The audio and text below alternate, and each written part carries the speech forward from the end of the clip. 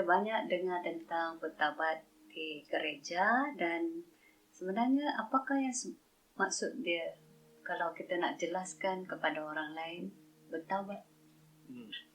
Ya, bertaubat memangnya sesuatu perkara yang penting dan dikaitkan dengan penginjilan serta lahir semula dengan sempurna. Ada satu ayat yang mengandungi perkataan bertaubat dan satu lagi perkataan, iaitu dalam Markus 1 ayat 14 hingga 15. Mari kita baca ayat ini. Setelah Yohanes dipenjarakan, Yesus pergi ke Galilea lalu mengabarkan Injil daripada Allah.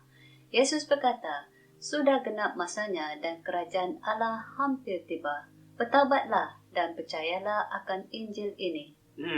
Di dalam petikan ini, Yesus sendiri yang mengaitkan bertaubat dan percaya dengan Injil.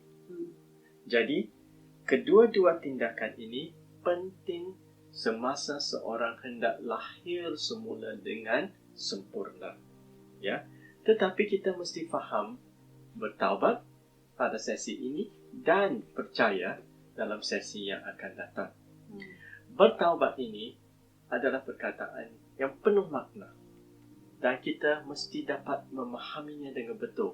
Terutamanya membezakan bertaubat dengan satu lagi perkataan, iaitu menyesal. Ya. Jadi mari kita baca dalam 2 Korintus 7 ayat 10 hingga 11 yang menceritakan perbezaan antara bertaubat dengan menyesal. Kesedihan yang selaras dengan kehendak Allah membawa taubat dan penyelamatan, maka tidak harus disesali. Sebaliknya, kesedihan dari dunia ini membawa maut. Perhatikan bahawa kesedihanmu itu selaras dengan kehendak Allah. Betapa hebatnya yang dicetuskan dalam dirimu. Kesungguhan, keinginan membersihkan diri daripada tuduhan, kemarahan, ketakutan, kerinduan, semangat, dan usaha menegakkan keadilan. Dari segala segi, kamu telah membuktikan dirimu suci dalam hal ini. Ya, dalam petikan ini, kita dapat baca ada 2 jenis kesedihan. Kesedihan yang pertama dikatakan kesedihan dari dunia ini yang membawa maut. Ini yang kita tidak mahu. Dan kalau kita perhatikan ini, kesedihan dari dunia ini adalah berkaitan dengan menyesal.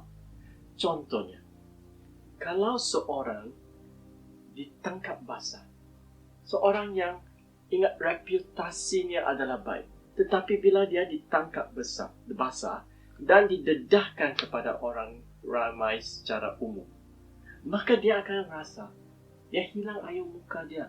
Dia rasa malu.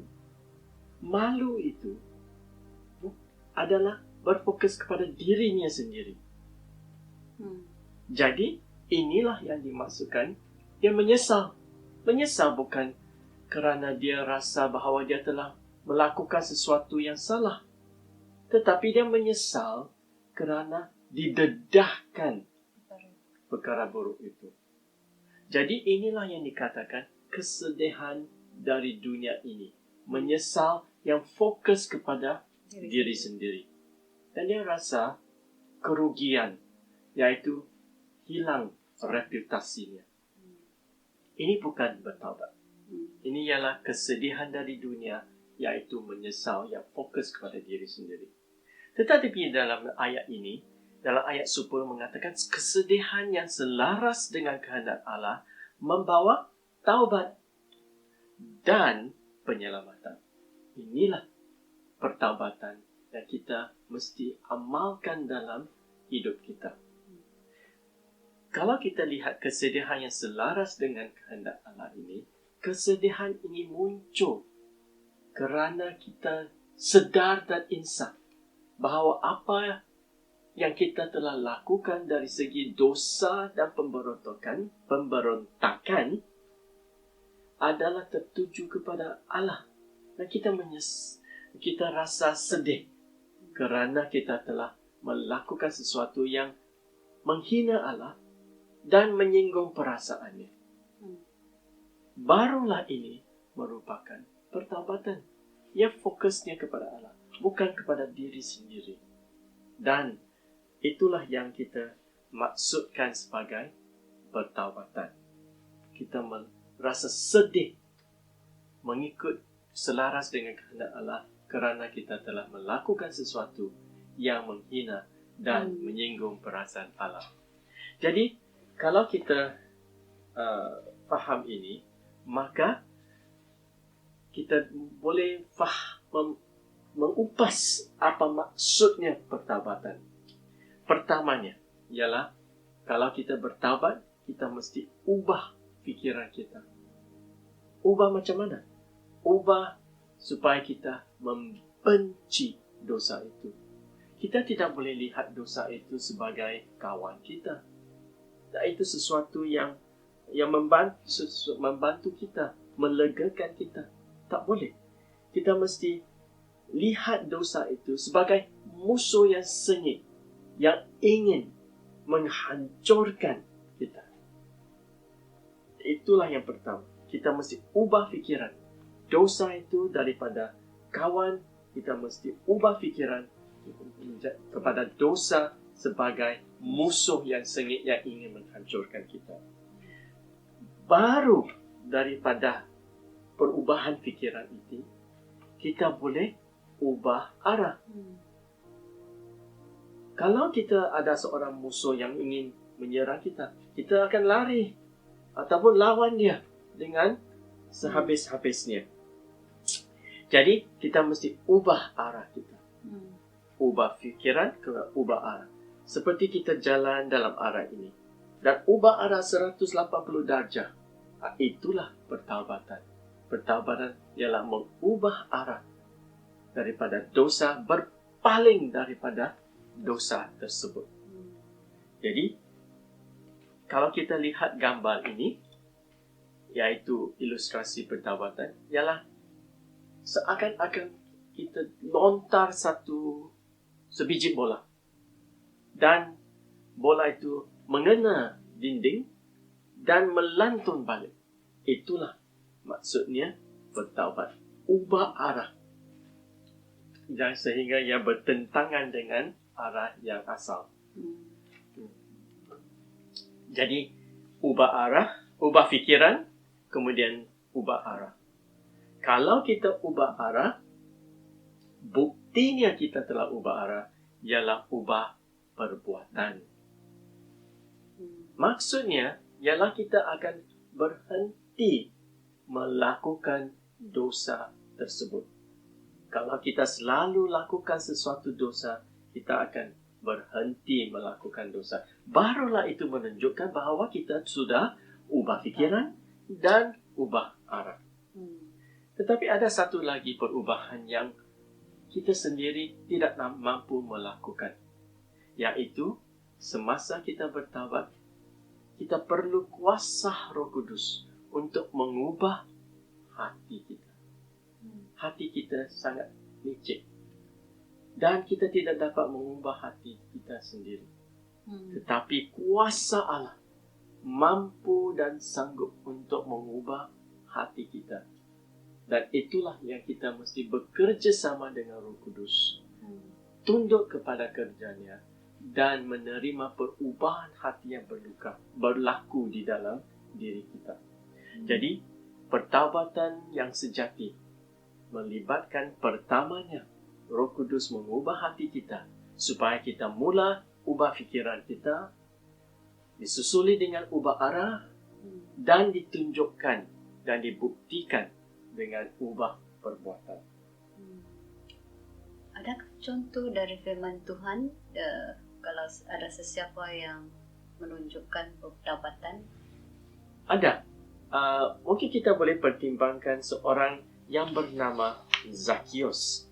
Di dalam Lukas bab 19, kita baca tentang orang ini yang ditemui oleh Tuhan Yesus Kristus.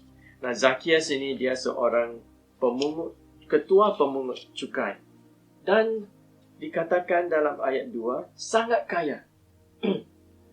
Maksudnya, dia telah memperolehi kekayaannya kerana kerjanya sebagai seorang ketua pemungut cukai. Dan seorang pemungut cukai akan menjadi kaya sebab dia memeras ugut. Dia memaksa orang lain bayar cukai kepada kerajaan Romawi, dan apa yang dia sudah pungut sebagai yang perlu untuk kerajaan Romawi, yang lebih itu dia simpan untuk diri sendiri. Jadi maksudnya, Zacchaeus ini seorang yang sangat suka wang, kekayaan, dan memeras ugut daripada orang lain supaya dia menjadi kaya. Tetapi bila Tuhan Yesus menemui dia dan memanggil dia turun daripada pokok kerana ingin pergi ke rumahnya, semasa interaksi antara Yesus dengan Zacchaeus ini, sesuatu perubahan telah berlaku. Dan kita dapat baca ini dalam ayat 8. Tetapi Zacchaeus berdiri dan berkata kepada Tuhan, Tuhan, sekarang ini juga aku hendak memberikan separuh hartaku kepada orang miskin. Dan jika aku telah menipu sesiapa, aku akan membayarnya kembali 4 kali ganda. Oh, luar biasa perubahan ini. Ya, hatinya yang dulu telah dikongkong oleh keinginan menjadi kaya dan menginginkan lebih banyak lagi, sekarang sudah berubah. Dia ubah fikiran dia terhadap kekayaan dan ubah arahnya. Ya, sekarang dia bersedia untuk memberikan separuh hartanya kepada orang miskin. Dan kesalahan yang dia telah buat dahulu, apabila dia memeras ugut individu-individu yang tertentu, sekarang dia kata, saya akan bayar kembali 4 kali ganda. Luar biasa.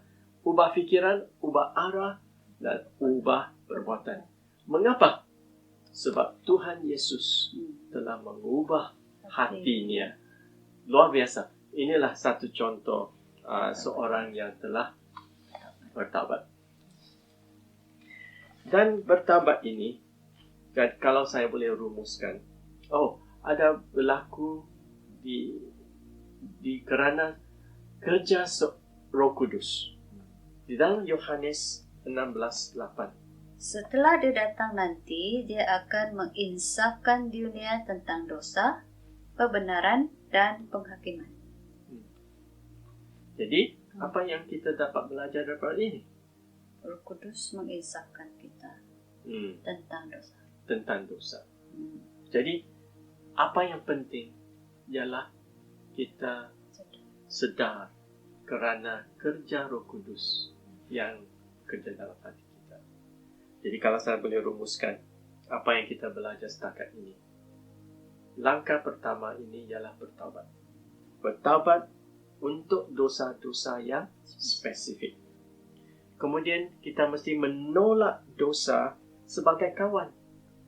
Dan tetapi menganggap dosa itu sebagai musuh kita yang sengit, yang ingin menghancurkan kita. Ubah fikiran. Bersedih bahawa kita telah menghina dan menyinggung perasaan Allah dengan pemberontakan kita apabila kita melakukan dosa. Seterusnya, menolak dan berpaling dari dosa itu dan tunduk kepada kerja Roh yang ingin mengubah hati kita. Jadi, ubah fikiran, ubah arah, ubah perbuatan. Sesuai dengan perubahan hati yang berlaku di dalam kerja Roh Kudus. Itulah langkah pertama yang kita mesti lakukan sekiranya kita ingin lahir semula dengan sempurna. Terima kasih.